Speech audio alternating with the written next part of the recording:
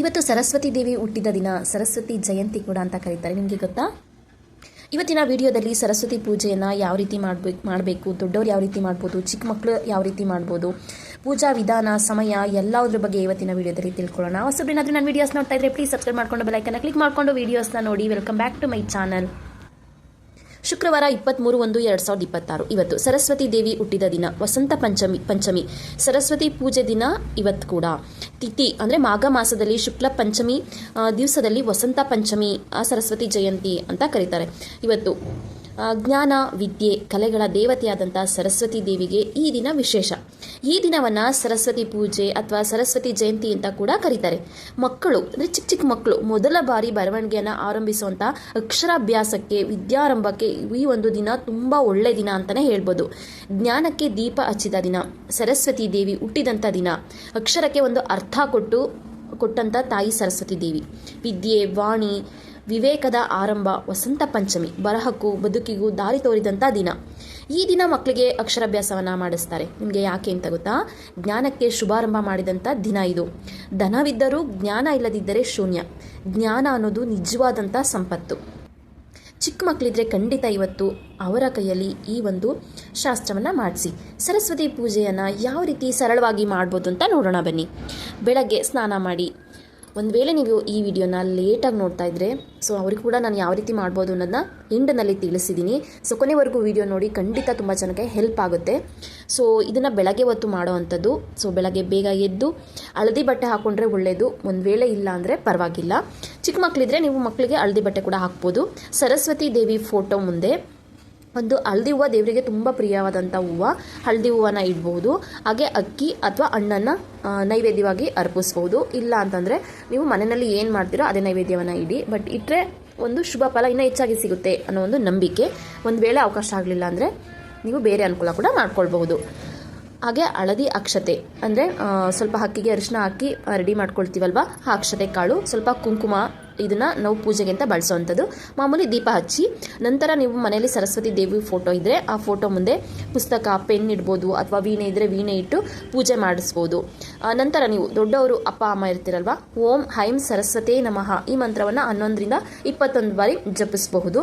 ಜಪಿಸಿ ನಂತರ ಪೂಜೆನ ಮಾಡಿ ಮಕ್ಕಳ ಕೈಯಲ್ಲಿ ನಂತರ ವಿದ್ಯಾಭ್ಯಾಸವನ್ನು ಮಾಡಿಸ್ಬೋದು. ಕೆಲವೊಬ್ಬರು ದೇವಸ್ಥಾನಕ್ಕೆ ಹೋಗಿ ಗುರುಗಳ ಕೈಯಲ್ಲಿ ಮಾಡಿಸ್ತಾರೆ.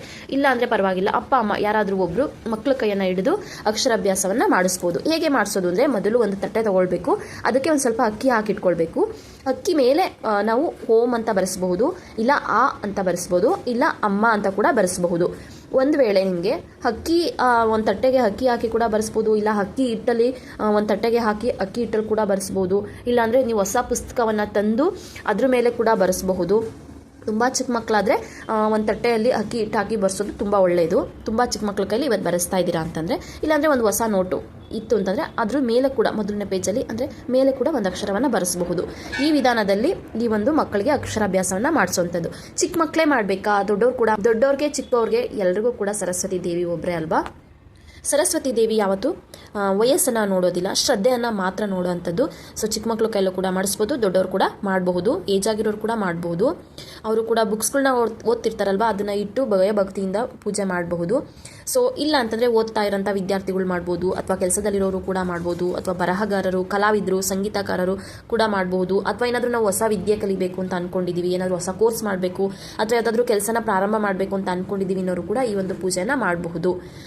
ಮೇಯ್ನಾಗಿ ಪುಸ್ತಕವನ್ನು ದೇವ್ರ ಮುಂದೆ ಇಟ್ಟು, ಅಥವಾ ಪೆನ್ನು ನಾವೇನು ಉಪಯೋಗಿಸ್ಕೊತೀವಿ, ಎಕ್ಸಾಂಪಲ್ ಈಗ ಲ್ಯಾಪ್ಟಾಪ್ ಉಪಯೋಗಿಸ್ಕೊತಾ ಇರ್ತೀವಿ ಅಂದರೆ ಅದು ಇಷ್ಟನ್ನು ಕೂಡ ದೇವ್ರ ಮುಂದೆ ಇಟ್ಟು ನಾವು ಪೂಜೆ ಮಾಡಿ ನಂತರ ಏನಾದರೂ ಬರೆಯೋದ್ರ ಮೂಲಕನೋ ಏನಾದರೂ ಪ್ರಾರಂಭವನ್ನು ಮಾಡಬಹುದು.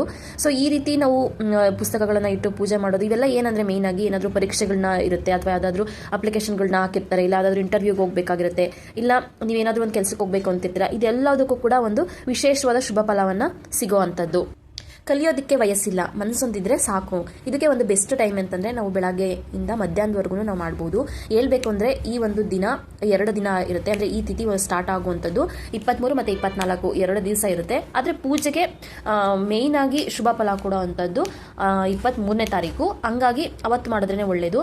ನಿಮಗೆ ಬೆಳಗ್ಗೆ ಮಾಡೋಕ್ಕಾಗಲಿಲ್ಲ ಅಂತ ಅಂದರೆ ಸಂಜೆವರೆಗೂ ಟೈಮ್ ಇದೆ. ಏಕೆಂದರೆ ಇವತ್ತು ಸರಸ್ವತಿ ಜಯಂತಿ ಆಗಿರೋದ್ರಿಂದ ನೀವು ಸಂಜೆವರೆಗೂ ಕೂಡ ಮಾಡಬಹುದು, ಏನು ತೊಂದರೆ ಇಲ್ಲ. ನೀವು ಸಂಜೆ ಆದರೂ ಕೂಡ ಪೂಜೆ ಮಾಡ್ತಿರಲ್ವ ಆ ಟೈಮಲ್ಲಿ ಕೂಡ ನೀವು ಇದನ್ನು ಮಾಡಬಹುದು. ಆದರೆ ಇವತ್ತು ಖಂಡಿತ ಮಿಸ್ ಮಾಡೋಕ್ಕೆ ಹೋಗಬೇಡಿ. ಆದಷ್ಟು ಸಾಧ್ಯವಾದಷ್ಟು ಇವತ್ತನ್ನ ಖಂಡಿತ ಮಾಡಿ. ಒಳ್ಳೆ ದಿನ ಆಗಿರೋದ್ರಿಂದ ನಿಮ್ಮ ಮಕ್ಕಳ ಒಂದು ವಿದ್ಯಾಭ್ಯಾಸಕ್ಕೆ ಒಂದು ಹೊಸ ಅಧ್ಯಾಯ ಥರ ಇರುತ್ತೆ. ಹಾಗೆ ಈ ವಿಡಿಯೋನ ನಿಮಗೆ ಮುಂಚಿತವಾಗಿ ನಾನು ಹಾಕಬೇಕಿತ್ತು, ಬಟ್ ಸ್ವಲ್ಪ ಸಮಸ್ಯೆಯಿಂದ ನನಗೆ ಇದು ಎಡಿಟ್ ಮಾಡಿ ಅಪ್ಲೋಡ್ ಮಾಡೋಕ್ಕೆ ಸ್ವಲ್ಪ ತಡ ಆಯಿತು. ಸೊ ಅದಕ್ಕೆ ನಾನು ನಿಮ್ಮಲ್ಲಿ ಕ್ಷಮೆ ಕೂಡ ಕೇಳ್ತೀನಿ. ನಿಮ್ಮ ಮನೇಲಿ ಏನಾದರೂ ಚಿಕ್ಕ ಮಕ್ಕಳಿದ್ರು ಅಂತಂದರೆ ಸೊ ಅವರ ಕೈಯಲ್ಲಿ ಅಕ್ಷರಾಭ್ಯಾಸವನ್ನು ಖಂಡಿತ ಪ್ರಾರಂಭ ಮಾಡಿ. ಬರಹದ ಮೊದಲ ಹೆಜ್ಜೆ ಜೀವನ ಆಶೀರ್ವಾದ ನಿಮ್ಮ ಮಕ್ಕಳ ಮೇಲೆ ಇರಲಿ. ಸೊ ಹಾಗಾಗಿ ಇವತ್ತು ಈ ವಿಡಿಯೋನ ನಾನು ಹಾಕಲೇಬೇಕು ಅಂತ ನಾನು ಸ್ವಲ್ಪ ಲೇಟ್ ಆದರೂ ಪರವಾಗಿಲ್ಲ ಹಾಕ್ತಾಯಿದ್ದೀನಿ, ಏಕೆಂದರೆ ಇನ್ನೂ ಟೈಮ್ ಇದೆ. ಈಗ ನೋಡೋಂಥವ್ರಿಗೂ ಕೂಡ ಹೆಲ್ಪ್ ಆಗುತ್ತೆ, ನನ್ನ ಫಾಲೋವರ್ಸಿಗೆ ತುಂಬ ಹೆಲ್ಪ್ ಆಗಲಿ ಅನ್ನೋ ಒಂದು ಉದ್ದೇಶಕ್ಕೆ ನಾನು ಈ ವಿಡಿಯೋನ ತಡವಾಗಾದರೂ ಕೂಡ ನಾನು ಹಾಕ್ತಾಯಿದ್ದೀನಿ. ಸೊ ಈ ವಿಡಿಯೋ ಯಾರೆಲ್ಲ ನೋಡ್ತಾ ಇದ್ದೀರಾ ಖಂಡಿತ ನಿಮ್ಮ ಮನೆಯಲ್ಲಿ ಮಕ್ಕಳಿದ್ರೆ ಈ ಒಂದು ಅಕ್ಷರಾಭ್ಯಾಸವನ್ನು ಮಾಡಿಸಿ. ದೊಡ್ಡ ಮಕ್ಕಳಿದ್ರು ಕೂಡ ಆ ಒಂದು ಸರಸ್ವತಿ ಮಂತ್ರವನ್ನು 11 ಬಾರಿ ಅಥವಾ 21 ಬಾರಿ ಹೇಳ್ಸಿ ಮಕ್ಕಳ ಕೈಯಲ್ಲೂ ಕೂಡ, ಅವರಿಗೂ ಕೂಡ ಒಳ್ಳೆಯದಾಗಲಿ. ಸೊ ಇವತ್ತಿನ ಒಂದು ವಿಡಿಯೋ ನಿಮಗೆ ತುಂಬಾ ಹೆಲ್ಪ್ಫುಲ್ ಆಗಿದೆ ಅಂತ ಅಂದ್ಕೊಂಡಿದ್ದೀನಿ. ಹೆಲ್ಪ್ಫುಲ್ ಆಗಿದ್ದರೆ ಒಂದು ಲೈಕ್ ಮಾಡಿ, ಹಾಗೆ ಈ ವಿಡಿಯೋನ ತುಂಬ ಜನಕ್ಕೆ ಶೇರ್ ಮಾಡಿ, ಎಲ್ರಿಗೂ ಕೂಡ ಹೆಲ್ಪ್ ಆಗಲಿ. ತುಂಬ ಜನಕ್ಕೆ ಈ ಒಂದು ವಿಡಿಯೋ ನೋಡೋದ್ರಿಂದ ಹೆಲ್ಪ್ ಆಗುತ್ತೆ. ಸೊ ಇಷ್ಟ ತನಕ ವಿಡಿಯೋನ ಸ್ಕಿಪ್ ಮಾಡದೆ ನೋಡಿದ್ದೀರಾ, ನಿಮಗೆ ತುಂಬ ಇನ್ಫಾರ್ಮೇಷನ್ ಸಿಕ್ಕಿದೆ ಅಂತ ಅಂದ್ಕೊಂಡಿದ್ದೀನಿ. ಸೊ ಈ ವಿಡಿಯೋ ನೋಡಿದಂಥ ಪ್ರತಿಯೊಬ್ಬರಿಗೂ ಕೂಡ ಧನ್ಯವಾದಗಳು. ಎಲ್ಲರಿಗೂ ಕೂಡ ವಸಂತ ಪಂಚಮಿ ಸರಸ್ವತಿ ಜಯಂತಿಯ ಶುಭಾಶಯಗಳು.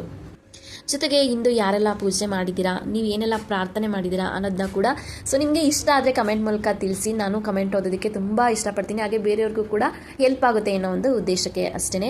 ಹಾಗೆ ಯಾರೆಲ್ಲ ಈ ಒಂದು ಪೂಜೆ ಮಾಡಿದ್ದೀರಾ ಹಾಗೆ ನಿಮ್ಮ ಮಕ್ಕಳ ಕೈಲಿ ಮಾಡಿಸಿದ್ದೀರಾ ಅನ್ನೋದನ್ನು ನನಗೆ ಕಮೆಂಟ್ ಮೂಲಕ ತಿಳಿಸಿ.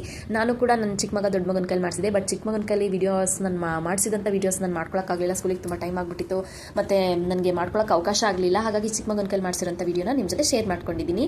ಸೊ ನಾನು ಕೂಡ ಮಾಡಿದ್ದೀನಿ, ಬಟ್ ಅದು ಮಗುವಿನ ವಿಡಿಯೋ ಆಗಿರೋದ್ರಿಂದ ಬೇಡ ಹಾಕೋದು ಅಂದ್ಕೊಂಡು ನಾನು ಹಾಕಲಿಲ್ಲ. So thank you so much.